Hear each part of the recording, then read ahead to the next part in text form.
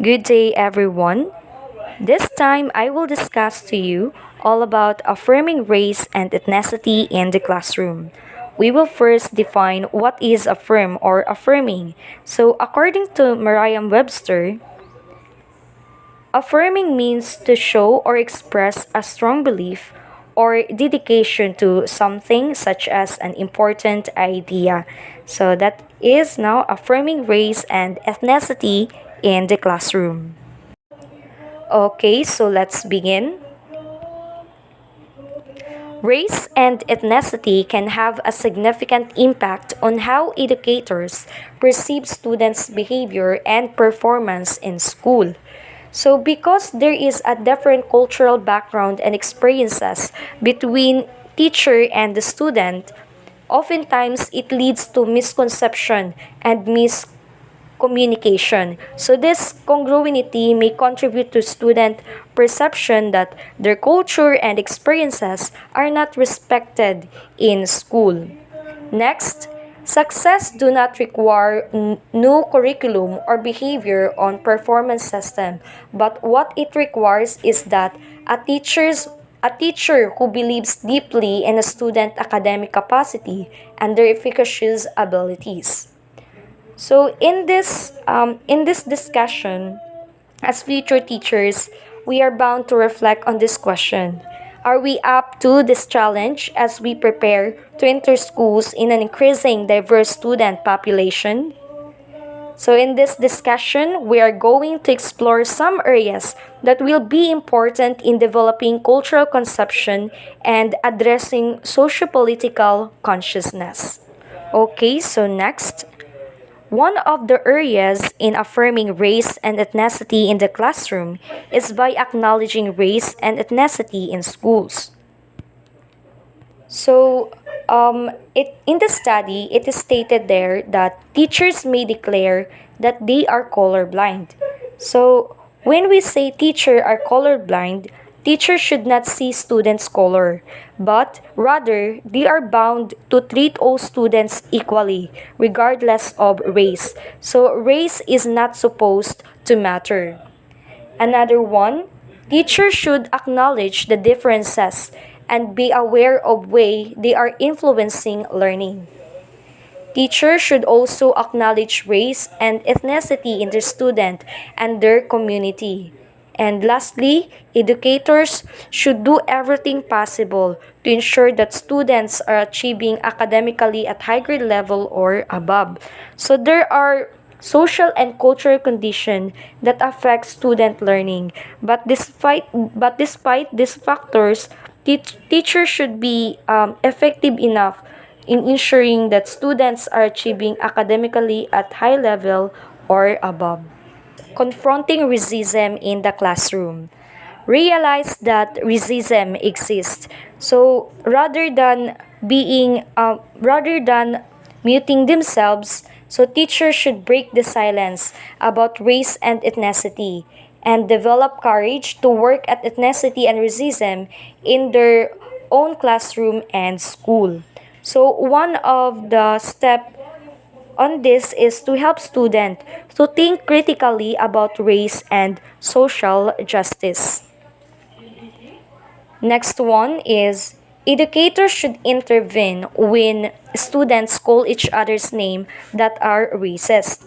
So educators should intervene, meaning that educators should put themselves in between when students call each other names that are racist.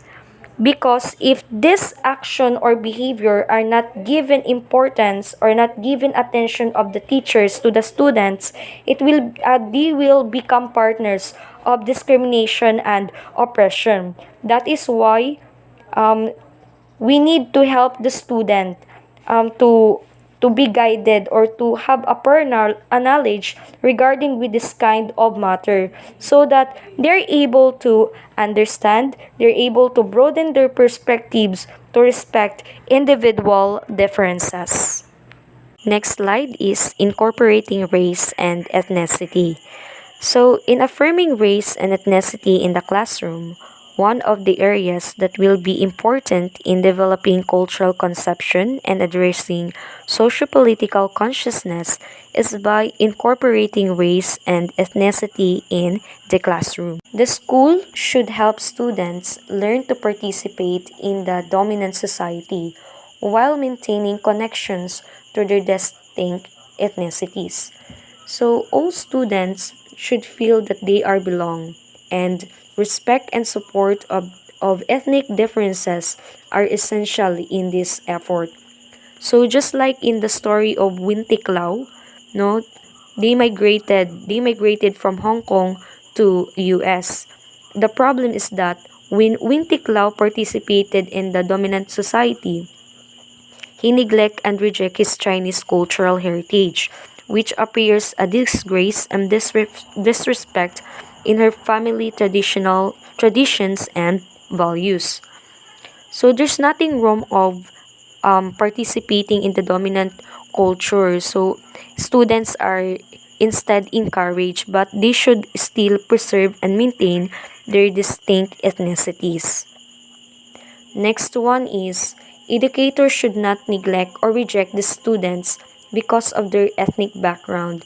They should be responsible for making sure all students learn to think, read, write, and compute so that they can function in the society. Next one, reflect ethnicity and race in the curriculum and use it positively to teach and interact with students.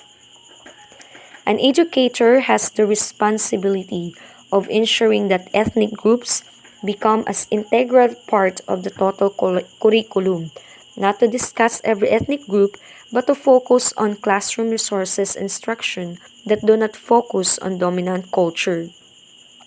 So we can use or we can incorporate this following courses and programs in incorporating a race and ethnicity. So we have here the ethnic studies. So these courses and programs allows for in-depth exposure to the exposure of social, economic, and political of the specific group. The next one we have ethnocentric curriculum. So this curriculum is designed to improve students' self-esteem, academic skills, values, and positive identification within an ethnic groups. So again, we can use these courses and programs in affirming race and ethnicity in the classroom. Okay, so next one, in affirming race and ethnicity in the classroom, closing opportunity gap is a great area that will be important in developing cultural conception and socio-political consciousness. According to the study, teachers are expected to help all students to learn regardless of environmental factors that may make the task challenging because social and cultural conditions impart student learning. The rule of assessment trumpeted to measure competence of students. So in this area, we can reflect to a question of who is responsible for closing the opportunity gap. So it has been stated here that a number of research studies report that teacher effectiveness is more important in students' race, poverty, poverty status, or parents' education. In other words, effective teachers matters. With effective teachers, low achieving students become high achievers. Effective teachers do not allow students to fail. Teacher needs to raise our expectations and change the teaching strategies.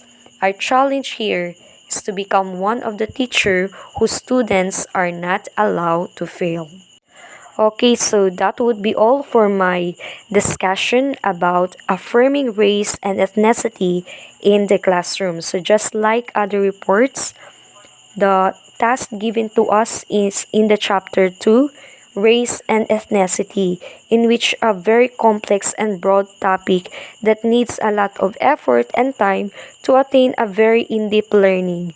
And we hope that in this simple discussion, now we had imparted to everyone a new knowledge that is helpful in our future career. Thank you and good day.